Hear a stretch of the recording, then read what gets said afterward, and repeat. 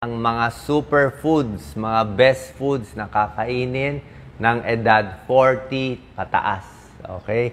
Bakit ko sinabi 40 pataas? Siyempre, pag bata pa tayo, mahirap turuan ng bata. Puro gusto hotdog, tocino, fast food, french fries.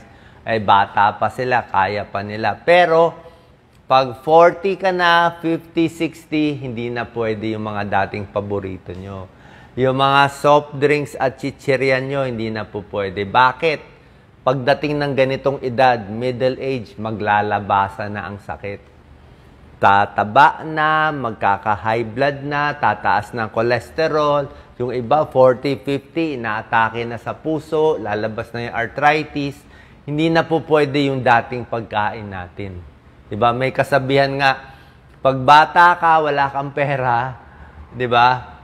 Pwede ka kumain pero wala kang pambili. Ngayon, pag may edad ka na, pag senior ka na, may pera ka na konti, yung mga gusto mong kainin, bawal na kainin. Okay? Anyway, pampahaba naman to ng buhay. Dati, lahat ng karne, di ba? Pwede natin. Sinigang na baboy, lahat ng taba, pwede. Pero pag tumatanda na, syempre, more lean meat na. Okay? More chicken, more fish na, more eggs. Tapos, pagdating sa gulay at prutas, ang sikreto po dito, rainbow color dapat. Rainbow. May red color. Mas makulay yung gulay at prutas, mas healthy. Mas red, mas orange, mas green, mas yellow, mas healthy po siya. Tapos, sa kanin, pwede naman, pero mas konti na yung kanin. Dati, kung kinakain mo, 2 cups of rice. Pag tumatanda na, pag 50 years old na, siguro 1 cup na lang. Pagdating ng 70 years old, half cup ka na lang. Bakit? Dahil konti na lang ang kailangan ng katawan pag tumatanda. Pag matanda, mas maliit na ang muscle ang kailangan ng mga protein, tapos mas mabagal na metabolism, mas mabagal na galaw mo, mas konti na lang pagkain na kailangan mo. Kasi pag yung dating kain mo, 2 cups of rice, ginawa mo pa rin yan pag senior ka na, tataba ka. Low-fat milk pwede, hindi na pwede mga full cream milk. Pag tumatanda na 40 and above, magbabasa ka na nutritional label. Gaano ba kaalat itong delata, itong noodle, itong sitsirya? Diba? Gaano karami yung calories? Dapat bawat kain natin, calories siguro mga 500 calories na. Lahat-lahat na dapat yun. Pag lumampas ka ng 500 bawat kainan, with merienda, abot ka na 2,000 calories eh. Hindi na pwede yung talagang sobra dami. Mababa sa calories, mababa sa trans fat, mababa sa asin. Tinitingnan natin. Tapos yung sa healthy plate, nakita nyo, kalahati ng plato natin dapat gulay. Pag bata ka, malaking plato, ulit ng ulit. Pag matanda na, mas konti na lang. O, tignan natin, yung mga superfoods natin, for 40 and above, kailangan kumain na kayo ng mansanas. Okay? Apple, kaya nga tinawag ang apple a day keeps the doctor away. Isa sa pinaka-healthy na pagkain. Okay? Pampababa ng cholesterol. Sa may diabetes, okay? Pag may diabetes, apple ang pwede nyo kainin ng marami.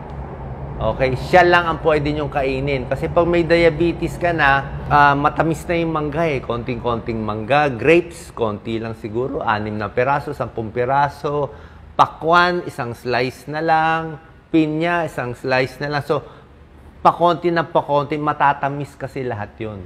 Yung mga ibang prutas na yon, melon, pakwan, pinya, matatamis na yon. Ito na lang ang hindi matatamis eh. Apple na lang. Apple ang mababa sa glycemic index. Mas hindi niya pinapataas blood sugar. May potassium pa siya sa blood pressure, may antioxidant, at bawas cancer, heart disease, at hika. Asparagus. Bira lang kumain ng asparagus. Pero may lycopene to, may protein, may iron, ibang klaseng gulay siya. Napakaganda. Maganda sa mata, pampalakas ng immune system. Siyempre, gulay eh. Mas makokontrol mo weight mo and reduce cholesterol pa. Bukod sa apple, ito rin, super healthy. Superfood talaga to. Strawberry, blueberry, Blueberry, wala tayo dito, pero sa ibang bansa, sa mga overseas worker natin, kung meron kayong blueberry, makita na medyo mura na sale. Minsan sinesale yan, bumili kayo kahit ilang piraso. Sobra healthy po yan. Pampahaba ng buhay, anti-cancer, at punong-puno sa antioxidant. Sobra siya siksik, para siyang kale ibang klase siya. O, tayo walang blueberry, pwede na strawberry. Okay? Strawberry sa Baguio, medyo mura-mura pa konti. Ang strawberry at blueberry, nakita nyo, maganda siya sa may diabetes. Hindi siya nakakataas ng blood sugar. Bakit? Hindi naman siya matamis eh. Diba? Ito, konting tamis lang, pero ang daming fiber. Kahit blueberry, hindi rin naman ganun katamis eh. So, wag nyo na lagyan ng kung ano-anong gatas o asukal. Pwede na yan as is kakainin. Napakaganda. Good for blood pressure, good for the brain. Green leafy vegetables. Okay? Sa atin, kangkong, spinach, talbos, malunggay, di ba? Kahit yung mga ampalaya, okra, okay din yon. Basta gulay, napakaganda. Repolyo, pwede rin. Lettuce, mataas sa vitamin K. Vitamin K para sa dugo, para sa buto. Kailangan niya ng tumatanda.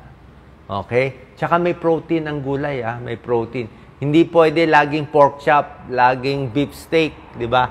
Ito kainin natin mas marami. Isa pa, pag tumatanda, constipated na eh. Pag tumatanda, mabagal na yung galaw ng bituka. Kaya itong mga gulay na to, high fiber, mas maganda. Mas hindi ka mako-constipate. Maganda to sa almoranas, masakit ang puwet, iwas cancer. Diba? Pag tumatanda, colon cancer, stomach cancer. Ito ang bawas cancer. Diba? Ito mga tinuturo natin, mababawasan yung cancer risk by 10%. Yung mga dating fast food na hilig nyo, puro fried chicken, puro paulit-ulit na prito, hindi po maganda eh. Lalo na yung mga barbecue na sunog, higher cancer risk. Munggo. Okay, di ba? Kahit may arthritis, walang problema. Nagsabi ng mga rheumatologist, okay ang munggo kahit may arthritis. 1 cup lang naman eh. Ang bawal sa gouty arthritis, sa gout, yung karne, tsaka alak, laman loob. Pero beans, pwede po yan. Okay? Napaka-healthy ng munggo. High protein, low fat, no cholesterol, ang dami pang protein, pampalakas. Maganda pa sa diabetes, maganda sa puso, pwede sa lahat eh. Ayan lalo na iluto natin ng munggo, ayan may gulay pa yan, may dahon-dahon, napakaganda, may dilis pa konti, di ba? Huwag lang masyado maalat. So maraming fiber, vitamin B, folate, thiamine, riboflavin, marami pang minerals. Beans kasi siya eh. Manganese, iron, and potassium. Super healthy. Basta may munggo, yan talaga kakainin ko. Isda, okay? Fatty fish, pwede. Locally, mackerel, hasa-hasa, tamban, galunggong, tuna, tanigi, bangus, pwede na rin ang bangus. Tilapia, pwede na rin. Salmon sa abroad, di ba? Napakataas sa omega-3 fatty acids. Omega-3 fatty acids, ginagawang fish oil supplement yan eh. Pero pwede na kayo hindi mag-fish oil supplement. Isda na lang, mga 3 times to 5 times a week. Ang omega-3 fatty acids ng taba ng isda, very healthy. Maganda sa puso, iwas heart attack, iwas palpitasyon, pampababa ng triglyceride, sa blood pressure may tulong din konti. Fatty fish, okay? Pag prito kasi, hindi na ganun ka-healthy. Pero kung prito man, konti lang mantika. Okay? Baka may ibang luto na lang. Gawin na lang sinigang o iba. Itlog, very healthy naman ang itlog eh. Eggs are very healthy but in moderation. Siguro bilangin nyo lang. Sa isang araw, 1 o 2, maximum siguro sa isang linggo, baka maka5 itlog ka. Ganun lang. 1 egg a day, maximum. Huwag din sosobra. Lahat ng bagay hindi pwede sosobrahan. Hindi pwede 6 na itlog sa araw kasi nga itong egg white maganda eh. Egg white may protein, may choline. Itong egg yolk kasi mataas sa cholesterol. Okay? So, pag sinobrahan mo, actually sa mga may sakit, binibigay namin puro egg white eh.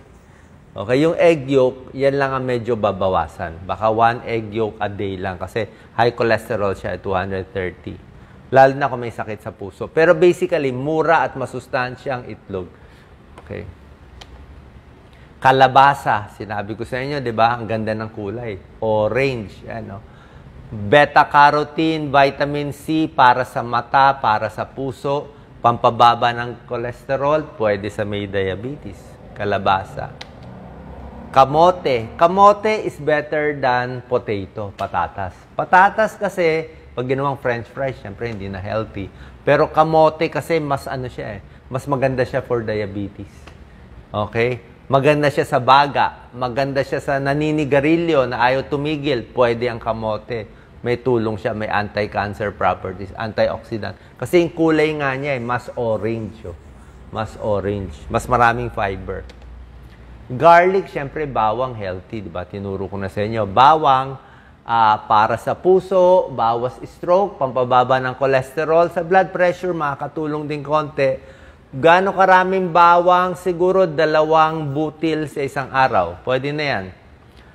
Hilaw, pag hilaw yung bawang, mas maraming benefits. Kaya lang, masakit sa tiyan. So, kung lulutuin, medyo luto lang konti. Pwede nyo kainin. 2 butil in a day. Ingat lang kung may ulcer o masakit ng tiyan. Okay? Huwag lang susunugin yung bawang. Kamatis, kita nyo yung kulay, oh, cherry tomato. Kamatis, very red, very orange. Sobra daming lycopene. Kailangan to ng mga lalaki, edad 50 pataas, kahit 40 pataas. Bakit? Panlaban sa prostate. Makaiwas tayo sa prostate cancer. Lumalaki ang prostate sa mga misis. Bigyan ng maraming kamatis ang mister nyo para humaba buhay niya. Okay? Kung galit kayo sa mister niya, huwag niyo bigyan ng kamatis. Kasi para hindi matulungan yung prostate niya. Kasi yan talaga panlaban natin sa prostate problem. Fresh tomato, actually, mas maganda eh. Pag ginawa mo ng ketchup kasi, ketchup healthy pero maalat na. Tomato sauce, maalat na. Ito, mas hindi maalat. Mas maganda, kamatis. Okay lang yung mga buto-buto, maliit po yan. Walang problema sa buto ng kamatis, hindi siya nakaka-appendicitis. Ginger, turmeric, luyang dilaw, di ba? Luya, napakaganda ang luya, may curcumin. Maganda sa utak, iwas Alzheimer, maganda sa baga, maganda sa lalamunan natin. Okay? Green tea, tsaa. Actually, ang green tea maganda. Pampabilis ng metabolism, para sa nagtitibi, nakakapayat pa konti. Green tea. Lahat ng citrus fruits, dalandan, suha, orange, kalamansi, lemon, lahat yan. Pongkam, pwede po yan. Mataas sa vitamin C. Parang uminom ka na ng vitamin C tablet. Pero ang maganda dito, actually isang orange lang o isang dalandan lang.